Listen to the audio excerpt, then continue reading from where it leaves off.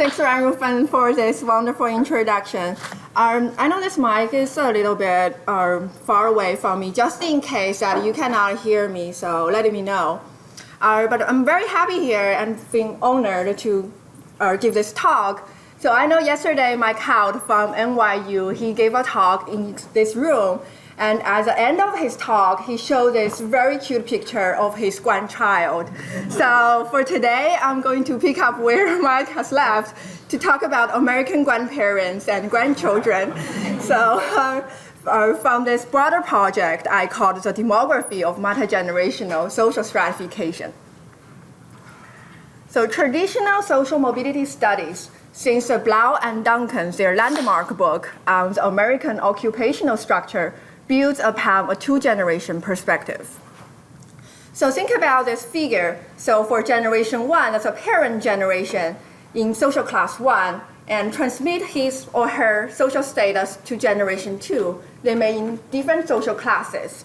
And this correlation between two generations can work through multiple pathways, including, for example, our family economic resources, parenting styles, family environment, school and neighborhood choices, and etc. But when we only focus on two generations, so here are several reasons to justify this approach.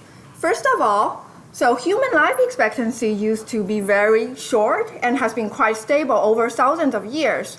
So the life expectancy didn't experience a substantial increase until very recently, especially over the past century in the United States. So many people living in the past didn't have a chance to live long enough to see their grandchildren or great-grandchildren. And the second reason is for a belief that many of us share because of the educational system, the modern educational system that has changed everything. So education substantially frees us from our family background. So of course, there is still lingering influences coming from whether we were born in a rich or poor family, but we believe that education essentially mediates the influences from parents to children. And if we conditional on the parents' influences, we probably don't have to worry about what our grandparents look like or what our great-grandparents or even what our family looked like 100 or even longer back in the family history. And the third point is related but more theoretical. So let me illustrate this in this graph. Think about this. When we have three generations, so if generation 1 only influenced generation 2 and generation 2 influenced generation 3, so that all the multi-generational relationships can be summarized in two consecutive generation relationships. We don't have to worry about what the past generations look like when we conditional on the parent generation. So we call this a Markovian view from the mobility theory. But some of you may already realize there is an opposite view of this. We call non-Markovian when we allow or lack the influences from grandparents to grandchildren. If the social mobility in multiple generations is non-Markovian, what are the implications for our understanding of social inequality? First of all, we may have ignored all the direct influences from grandparents to grandchildren that cannot be understood if we just consider parents. And the second, we may underestimate multi-generational inequality among families. So essentially, individuals, their social status attainment are more ascribed rather than achieved if we just use the traditional Blau and Duncan approach or the Wisconsin status attainment models. So I have to admit that the multi-generational research is a rapidly emerging and evolving field. So at an earlier point, Ron Mayer presented our joint work on social mobility in multiple generations at OPR. That's probably about 4 years ago. But over the years, there are a growing number of studies in this field, including my own work. But for today, I'm going to talk about our project that's from our ongoing project from more pure demographic or formal demographic perspective.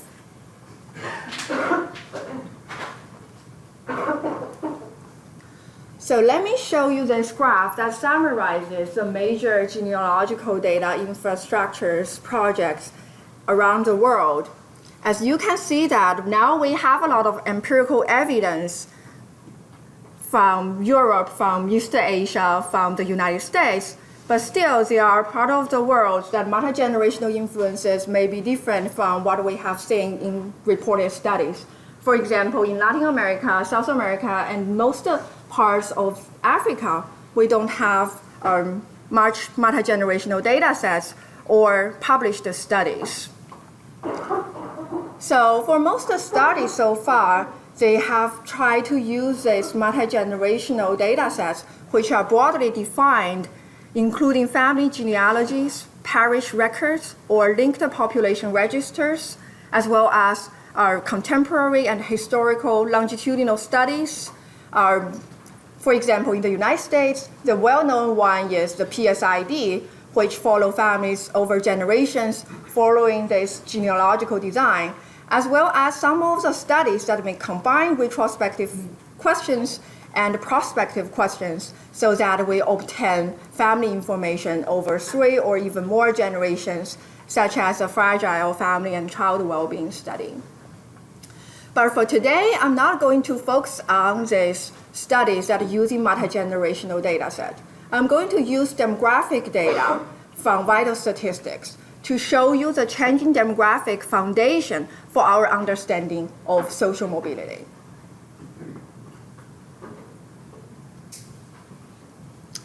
So I propose this multi-generational research agenda that distinguishes itself from most other studies in this field. The first is I try to exploit new data sources, not just our commonly used cross-sectional or longitudinal data, but also other data, for example, the genealogy data, as well as linked population registers. And I also try to introduce new methods and perspectives to understand this process. For today's talk, I'm going to focus on the prospective versus the retrospective approaches. And finally, so for my research, I try to emphasize the interplay of demography and social mobility. This means that we need to take into account families' demographic behaviors, such as their fertility, mortality, associative mating, and migration history, as well as think of families' reproductive success as a new stratification outcome rather than focused on the socioeconomic status, especially the probability that a person will achieve upward mobility alone, like in most previous studies. So let me illustrate this point from this graph. So from a traditional view, so we think about each generation as this linear line. So we try to estimate the correlation between grandparents, parents, and grandchildren, assuming that we already know that the existence of each generation. But that's not how the world works. So in fact, some families have no children. Some may have 2, some may have more. So essentially, why some families have different number of offspring and descendants is a demographic process, but also determined by families' socioeconomic status. So when we try to understand social mobility, we need also bring into account these demographic processes that may shape or modify our understanding of social mobility. So in one of our ASR papers, we studied the number of descendants after 150 years in Chinese historical families as a new stratification outcome. But that's not my focus for today. My focus today is called multi-generational exposure. What do we mean by this? Let me define it. Here are 3 different ways to understand it. The first is the most simple one. To think of it is when we think about our social mobility, we need to first consider whether a family has any offspring or any descendants. So The first is whether we have for a family, whether we have living grandchildren or whether we have living grandparents. And the second way is to think about, we call this shared lifetimes. So grandchildren first, the conditional on a family have the grandchildren. Then we need to think about how many years their lifetime overlap with the lifetime of their grandparents. And we can think of this both from the grandparent perspective as well as the grandchild perspective. And the third is we have to acknowledge this more intimate aspect of exposure, that is shared environment. So given that a family has grandchildren or grandparents, whether they live together. So for today's talk, I'm going to focus on the second point, but we have some ongoing work that also analyzed the point 1 and point 3. So first of all, think about how do we measure this from a prospective perspective, or think about this from the grandparents. So think of this family. So this grandparent spent the last 20 years of his or her life with start to have the first grandchild. And the first grandchild lived 45 years. And then he had a second grandchild, so 15 years before his death. So the first of us to measure multigenerational exposure is to think about this grandparent years lived with any grandchild. It's very simple in this case. That's 20 years. And the second way is to think about the years lived with all grandchildren. So we sum over all the years. So that will be 20 plus 15 years. That's 35 years. And of course, we can also take an average over the number of grandchildren. So on average, this grandparent lived 17.5 years, so over those two grandchildren. Assume if there is a grandchild who was born after the death of the grandparent in this case, so there is no shared lifetimes between this grandparent and grandchildren. So that won't be included into our calculation. So in fact, when I talked about this in my undergraduate class, so my student told me there is a simpler way to think about this as the number of birthday gifts you need to buy for your grandchildren. So that's your lifetime birthday gifts. If say every year you just buy one gift among all your grandchildren, then you will buy 20 birthday gifts over your lifetime. But every year if you buy gifts for all your grandchildren, so you expected your spending on the birthday gifts, that would be 35 gifts in total. So on average, so each grandchild will receive 17.5 gifts. And of course, we can also think of this from grandchild perspective. Think about this. Of course, the number of grandchildren are not fixed, but the number of grandparents are fixed. So we can have at most 4 grandparents or living grandparents.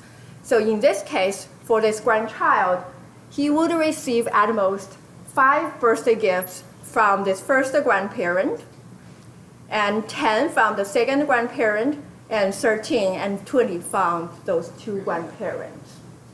So when we think of this multi-generational exposure measure from the prospective versus the retrospective ways, we will get different answers in how we measure the lifetime exposure. But for today, I'm only going to focus on the first one. That would be the years lived with any grandchild. But in our working paper, we actually have the results for all the measures.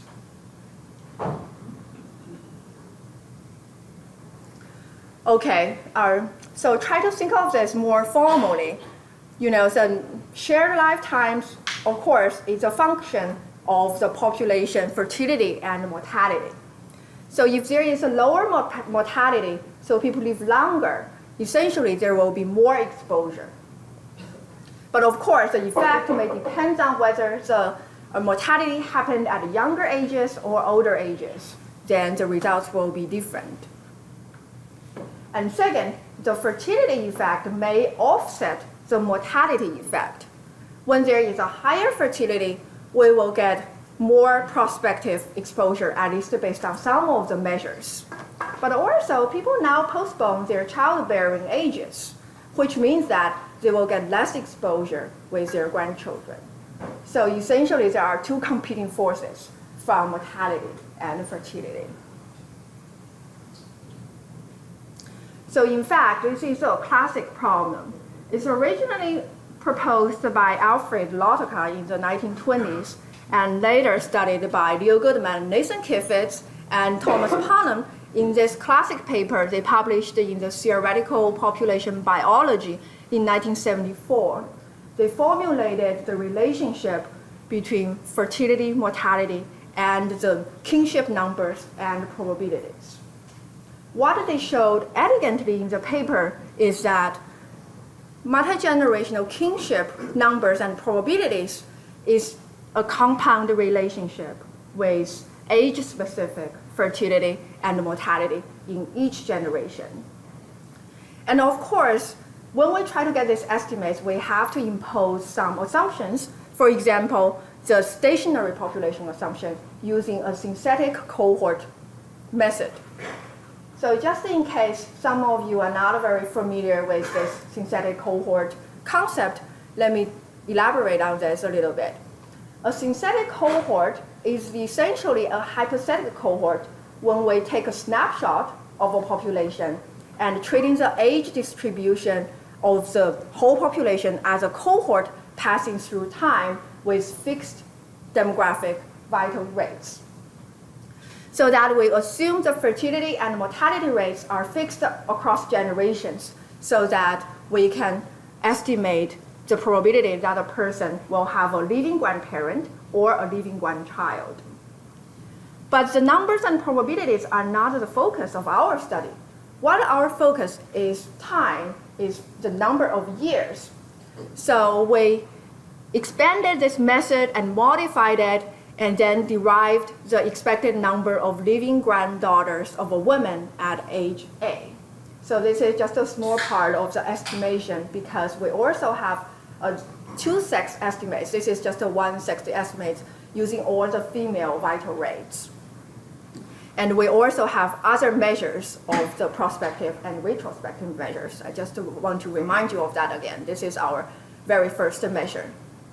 So essentially, we can see that the expected number of living grandchildren is a function of the age-specific fertility and mortality. And when we introduce this assumption of a woman's number of grandchildren using this parametric assumption of Poisson distribution, then we can convert the probabilities into a woman's expected lifetime numbers of years lived with any granddaughter.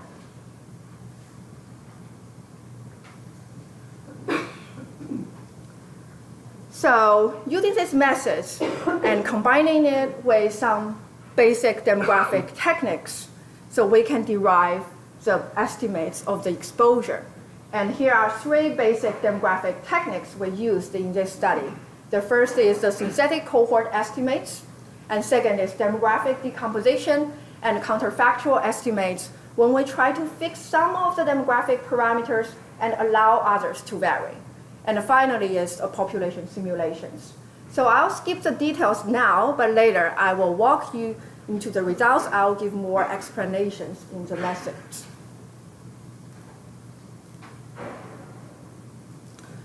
So this project comes with a lot of data.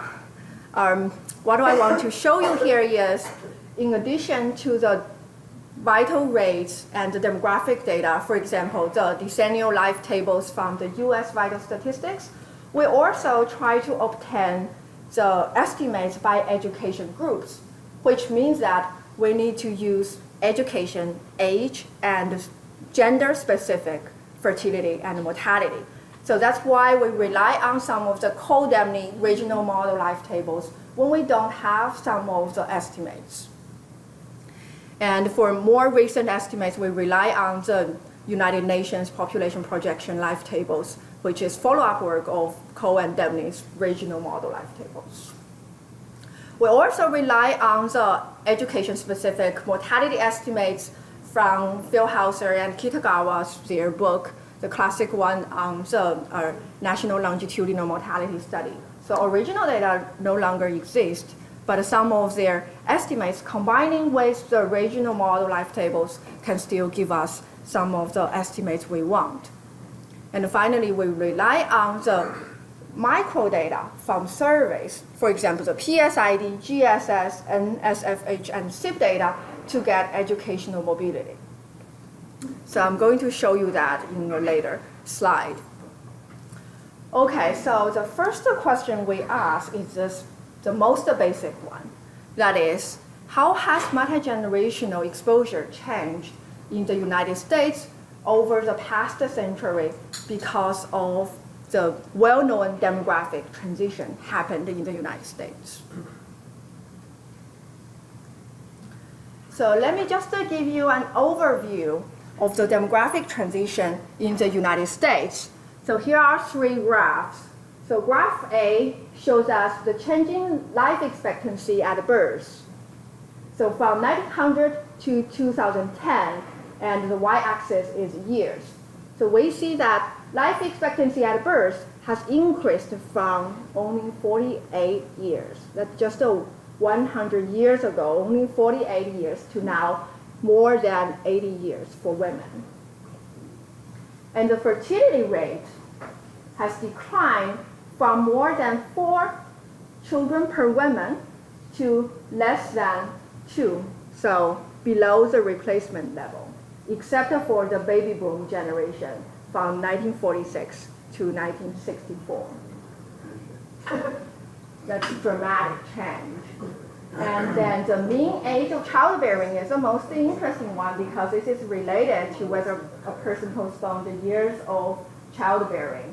So we see that in 1900, so this may be counterintuitive. So the mean age of childbearing is above 29 years, and now it's declined during the baby boom generation and now went back. Why we used to have a higher mean age of childbearing, given that now we think women has postponed their years of childbearing? The interesting point is, women kept having kids for longer. Yeah, exactly. So women started early, but they also stopped late. That's at the beginning of the 20th century. So now women started late, but they also stopped early because they have a lower fertility rate. So we have some question over there. So do you think when we worry about the rising age currently of women bearing children, are we really just seeing regression to the mean, or is it a different? I believe this is not only regression to the mean. This is just the women changing our fertility behaviors and their preferences. So there is some behavioral explanation for this, as well as some economic explanations. But this is, There are current circumstances that mirror what was going on in the beginning of the time interval? so what's going on at the beginning here? That's when women started to have kids very young, probably before they reached their 20s, but they also stopped late because of the higher order fertility. But all those level and the timing of fertility as well as mortality levels are the key demographic forces that will shape multi-generational exposure. Okay, so we plug into this demographic vital rates into the revised Goodman-Kiffids Pollen method. So I'm going to show you what we observed for the changing multi-generational exposure over the past century. So here is a dramatic increase. As you can see, in 1900, women expected to spend only about 5 years with their grandchildren. And over the 110 years actually, so now they expected to spend more than 30 years with their grandchildren. In other words, think about the life expectancy was only 48 years. So women spend less than 10% of their lifetime with their grandchildren, but now they spend more than 40% of their lifetime with their grandchildren. Yes, Maggie? Is this the x-axis? Is it grandchildren born?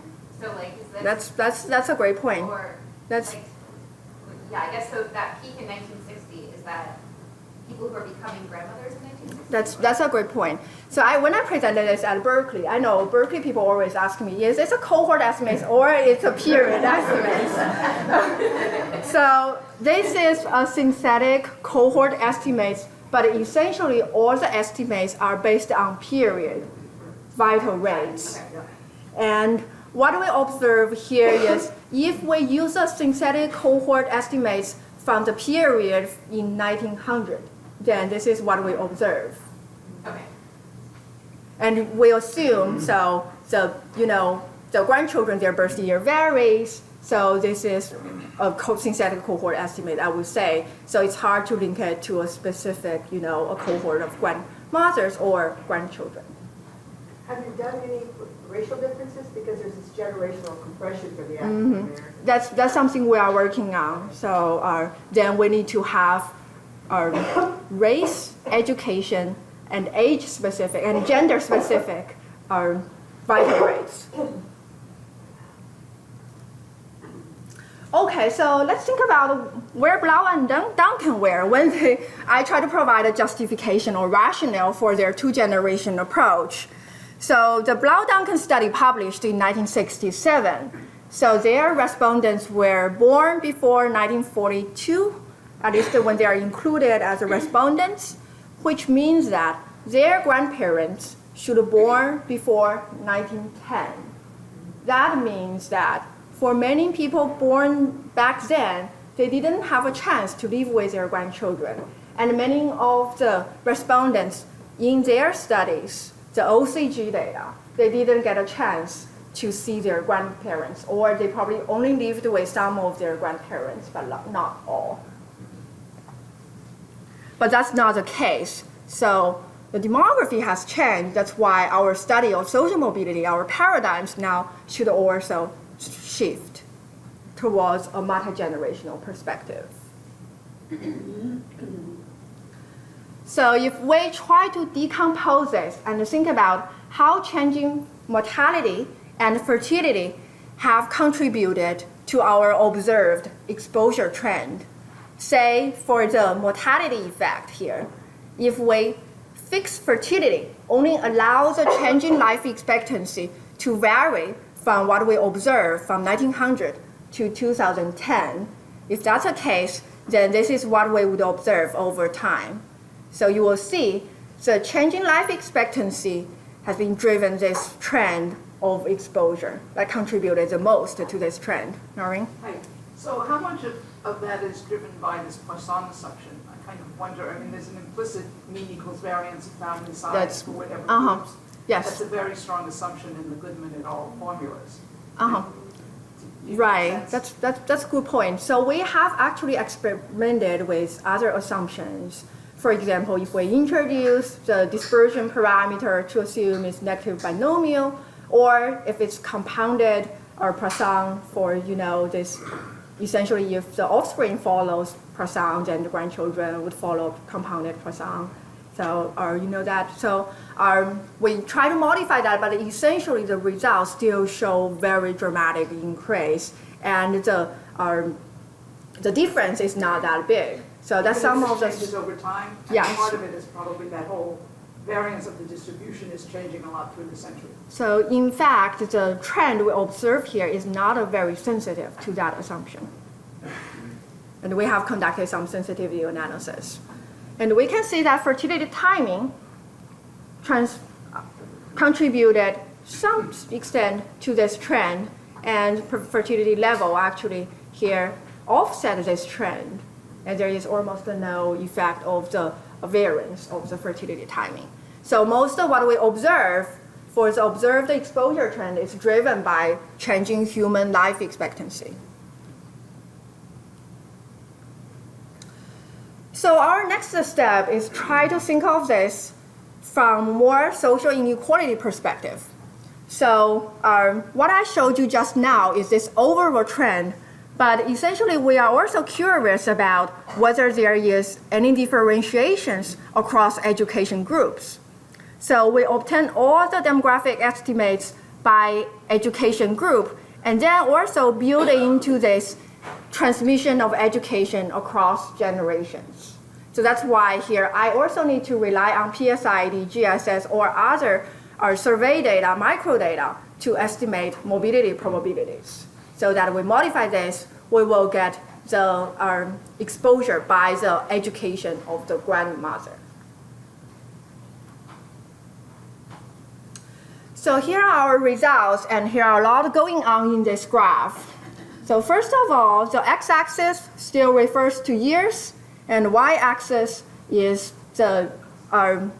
this is period, this is years, our exposure, and the size of the circles refers to the size of the education group. So in 1900, we see that the majority group are people whose education are from 0 to 8 years or 9 to 11 years. So most of them didn't finish high school. But over time, now most of the people are either high school graduates or with some kinds of college education. But what is very interesting here, we see that 100 at the beginning of the 20th century, see who are at the top of the exposure measure. Those are the lower educated group. Over time, all the education groups experienced a substantial increase in the shared lifetimes, but who are now at the top? Those are the highly educated group. This means that the effect of demography is actually reinforced by social economic inequality. So the more educated group, they benefited more from this demographic change.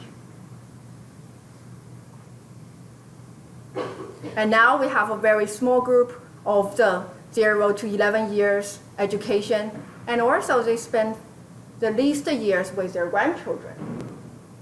They are penalized by their mortality disadvantages. Okay, so I have showed you this demographic trend, but essentially as a sociologist, I'm concerned about what can we take from this demographic trend for our understanding of social stratification. So this is our traditional view to study multigenerational correlation. Think about this. We just take a point in time association. So we have a snapshot measure of SES of the grandparent generation and SES of grandchild generation. And this is the raw correlation. Or we can consider if we conditional on the parent generation, we get the net correlation of the multigenerational association between grandparents and grandchild. So here I use the beta to indicate this correlation. But in fact, what we should consider is really the life trajectories of each generation and the overlap between generations, as well as the heterogeneity in the life stages of grandparents when they spend with their grandchildren. So if we shift this raw correlation from this conditional correlation, conditional on exposure, we would think that if exposure is positively correlated with the multigenerational effect, then the demographic force that we just reported will shape our understanding of multigenerational correlation. So how can we move from this overall correlation to this conditional correlation? So mathematically, there is a very simple relationship rely on the law of conditional expectation. So the overall correlation can be re-expressed as the expectation conditional on exposure weighted by the exposure distribution. So what do we do for our population simulation? We estimate the relationship between grandparent effect and exposure from PSID. And then we assume if this has been fixed over time. And we only allow the distribution of exposure to vary from what I showed you earlier, and to see how this changing composition may driven our understanding of the changing multigenerational effect. Okay, so we fix the first term and only allow the second term to change. So for the first term, I'm not going to discuss the details of this because they are essentially some very complicated model specifications that we are use mixed effect models, in the data set, because grandchildren are nested within grandparents. Grandparents also nested within grandchildren, given that a person may have multiple grandparents. So we have tried different functional forms to estimate this and find the model that best fit our data.